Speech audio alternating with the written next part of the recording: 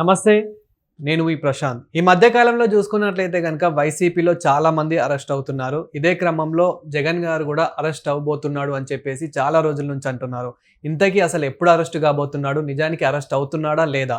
దీని గురించి అయితే మాట్లాడేందుకు ప్రస్తుతం మనతో పాటు సీనియర్ జర్నలిస్ట్ సిఎస్ రావు సార్ గారు ఉన్నారు. నమస్తే అండి. నమస్తే సార్, జగన్ గారు అరెస్ట్ అవుతున్నాడు అని చెప్పేసి చాలా రోజుల నుంచి అంటున్నారు. అసలు నిజానికి అరెస్ట్ అవ్వబోతున్నాడా?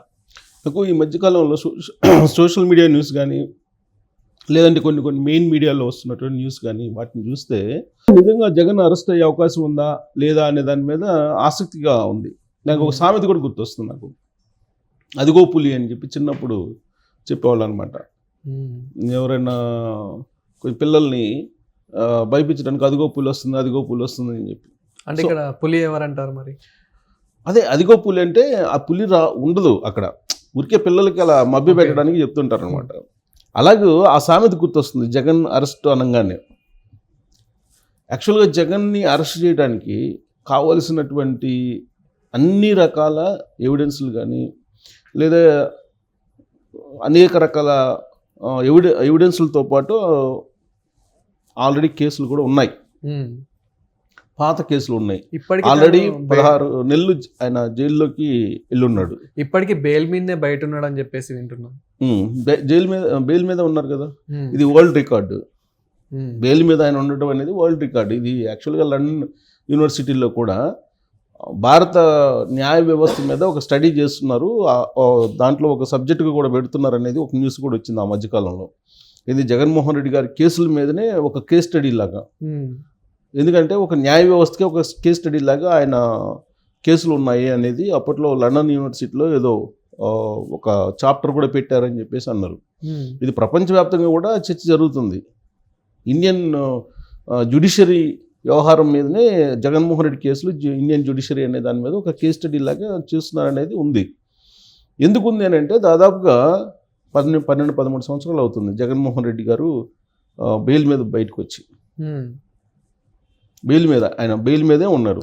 బహుశా దేశంలో ఏ నిందితుడు కూడా ఆ విధమైనటువంటి అంటే 12 సంవత్సరాలు 13 సంవత్సరాలు బెయిల్ మీద ఉండడం, ఆ బెయిల్ మీద ఉన్నటువంటి అతనే ముఖ్యమంత్రి కావడం, ఆయన మీద కేసులు పెట్టినటువంటి వాళ్ళు, లేదంటే ఆయన మీద ఛార్జ్షీట్లు పెట్టినటువంటి వాళ్ళు, లేదంటే ఆయన్ని అరెస్ట్ చేయడానికి ప్రయత్నం చేసినటువంటి పోలీస్ విభాగం, ఇవంతా కూడా ఆయన కంట్రోల్కి వెళ్ళిపోయింది. ముఖ్యమంత్రి అయ్యంగానే ఆటోమేటిక్గా వెళ్ళిపోతుంది కదా. సో ఇలాంటి పరిస్థితి ఎందుకు వచ్చింది అని అంటే బీజేపీ ఢిల్లీ పెద్దలు అండదండలు పుష్కలంగా ఇవాళకి కూడా ఉన్నాయి అనేది వినిపిస్తూ ఉంది. ఓకే, లేదంటే వ్యక్తిగత హాజరు నుంచి మినహాయింపు ఎప్పుడో సిబిఐ కోర్టు ఇచ్చింది ముఖ్యమంత్రి అయిన తొలి రోజుల్లో.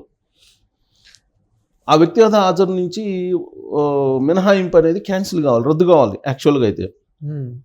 ఎందుకు? అప్పుడు ప్రతి శుక్రవారం కూడా ఆయన కేసు కోర్టులో హాజరు కావాలి. ప్రతి శుక్రవారం ఆయన ఉన్నటువంటి కేసులు, ఈడీ కేసులు కానీ సిబిఐ కేసులు కానీ వాటి మీద విచారణకు హాజరు కావాలి. సుప్రీంకోర్టు కూడా చెప్పింది. ఏం చెప్పింది? రెగ్యులర్ విచారణ జరగాలి ఈ కేసుల మీద అని చెప్పి.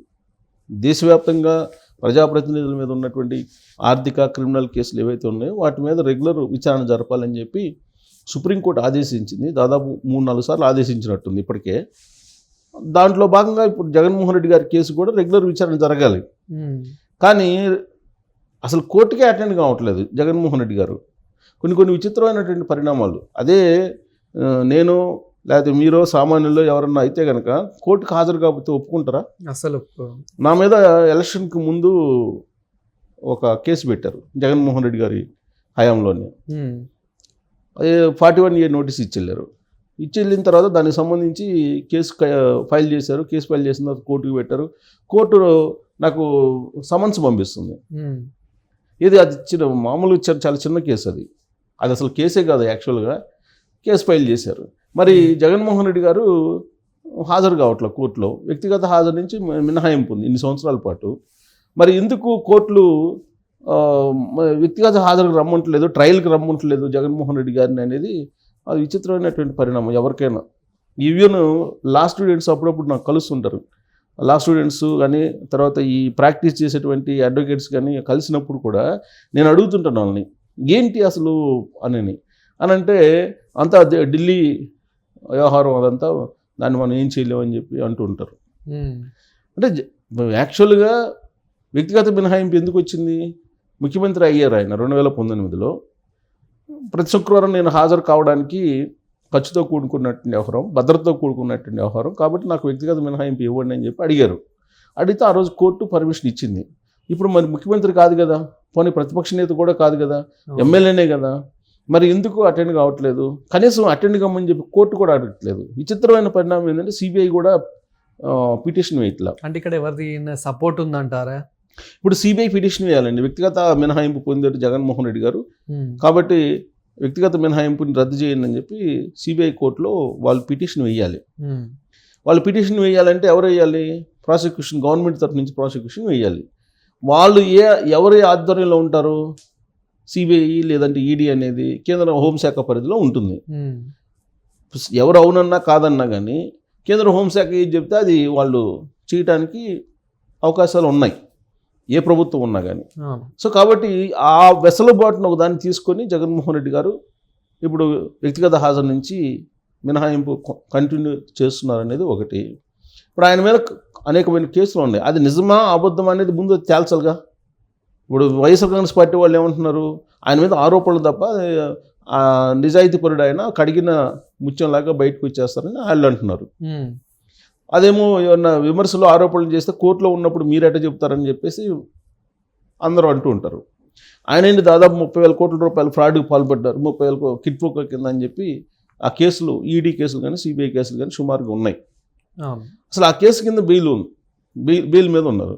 సరే, ఇప్పుడు అదనంగా చంద్రబాబు నాయుడు గారు ఏం చెప్పారు? 2000 ఎన్నికలకు ముందు, 24 ఎన్నికలకు ముందు మైనింగ్ స్కామ్ ఉంది, ల్యాండ్ స్కామ్ ఉంది, తర్వాత లిక్కర్ స్కామ్ ఉంది, ఇలా అనేక రకాల స్కాములు చెప్పారు.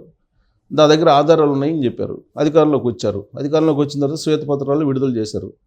మరి వాటిని బేస్ చేసుకొని కేసు ఫైల్ చేయాలి కదా ఆయన మీద. ఇప్పుడు ఎవరిని అరెస్ట్ చేస్తున్నారు? నందిగం సురేష్ లాంటి వాళ్ళని, లేదంటే కొడాలి నానిని కూడా అరెస్ట్ చేయలేదులే, ఆయన వల్లభనేని వంశీ, తర్వాత బోరుగడ్డ అనిలు, ఇలాంటి వాళ్ళని అరెస్ట్ చేస్తున్నారు. మరి అసలు ఆరోపణలు చేసిన చంద్రబాబు గారు ఎవరి మీద? జగన్మోహన్ రెడ్డి గారి మీద కదా. దానికి సంబంధించిన ఆధారాలు ఉన్నాయని చెప్పి చెప్తున్నారు కదా. మరి ఈ విషయంలో ఎందుకు ఒక అడుగు కూడా ముందుకు వెళ్ళకపోతున్నారంటే ఢిల్లీ పెద్దలు ఉన్నారు అని. ఈయనేమో జగన్మోహన్ రెడ్డి గారు ఏమంటారు? మళ్ళీ నేను అధికారంలోకి వస్తాను, మీ అంతు చూస్తానని చెప్పేసి అధికారులు భయపిస్తున్నారు. బట్టలు ఒకటి తీసి నిలబెడతాను అంటున్నారు. సప్త సముద్రాల అవతల ఉన్నా కానీ పట్టుకొచ్చి నేను శిక్షిస్తాను మిమ్మల్ని, నేను వదిలిపెట్టను అని చెప్పేసి ఆయన వార్నింగ్లు ఇస్తున్నారు. ఇవన్నీ చూస్తుంటే అదిగో పులి సామెతలాగా అనిపించట్లేదా? నాకు నిన్నెవరిదో ఒక డేట్ కూడా ఫిక్స్ చేసి చెప్తున్నారు, ఉగాది ముందే అరెస్ట్ అవుతాడు ఈయన అని. అసలు అరెస్ట్ అయ్యే సిచ్యువేషన్ ఎక్కడుంది? ఎక్కడ కనిపిస్తుంది అరెస్ట్ అయ్యే సిచ్యువేషను?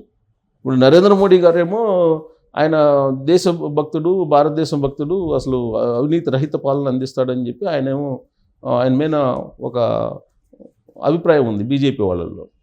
మరి ఇక్కడ చూస్తేనేమో జగన్మోహన్ రెడ్డి గారికి మరి ఆయన మైహూనా అన్నట్టుగా వ్యవహరిస్తున్నాడు అనేది చాలామంది చెప్తున్నటువంటి మాటలు. మరి ఇలాంటి పరిస్థితుల్లో జగన్మోహన్ రెడ్డి గారు అరెస్ట్ అనేది ఎండమావి అంటే ఏంటి? మనం ఇక్కడి నుంచి చూస్తుంటే ఆకాశం భూమి కలిసి ఉన్నట్టు కనిపిస్తుంది. తీరా అక్కడికి పోయిన తర్వాత మనకి అది అబద్ధం అని చెప్పి తేలుతుంది. మళ్ళీ ఇంకో చోట కనపడుతుంది అనమాట ఎండమావి, అక్కడేదో కలిసి ఉన్నాడు. మళ్ళీ అక్కడికి పోతే అక్కడ కూడా అంతే కనిపిస్తుంది. ఆ విధంగా ఉంది జగన్మోహన్ రెడ్డి గారి అరెస్ట్ అనేది. రాష్ట్ర ప్రభుత్వం కూడా ఏం చేయలేని పరిస్థితి ఉంది.